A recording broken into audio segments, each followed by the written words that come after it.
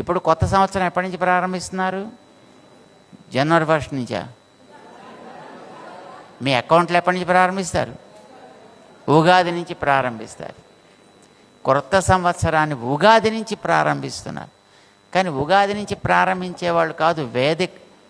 వేద కాలంలో ఎప్పటి నుంచి ప్రారంభించేవాళ్ళు? కార్తీక మాసం నుంచే. ఎందుకనంటే కార్తీకపు మాసపు అధిష్టాన నక్షత్రం ఉందే, ఏ నక్షత్రం? కృత్తిక. అదే మొదటి నక్షత్రం నక్షత్రాల్లో, వేదంలో పెట్టినటువంటి లెక్కల్లో అన్నమాట. మరి ఇప్పుడు అశ్విని దిగించి ఎందుకు ప్రారంభిస్తున్నారండి? ఉగాది నుంచి ఎందుకు ప్రారంభిస్తున్నారు కొత్త సంవత్సరం? ఎందుకు ప్రారంభిస్తున్నారంటే రాముడు పుట్టిన తర్వాత నుంచి కాలం మారింది. రాముడు పుట్టిన నెల ఇది చైత్రమాసం. రాముడు మనుష్యుల్లో మొదటి మనిషి కదా.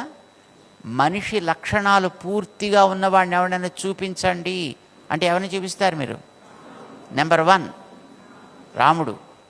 మానవత్వపు పూర్తి అనంటే మొదట చూపించాల్సింది రాముణ్ణి. అందుకోసమనే ఆయన పుట్టిన మాసాన్ని కూడా మాసాల్లో మొదటి మాసం కింద తెచ్చుకున్నారు.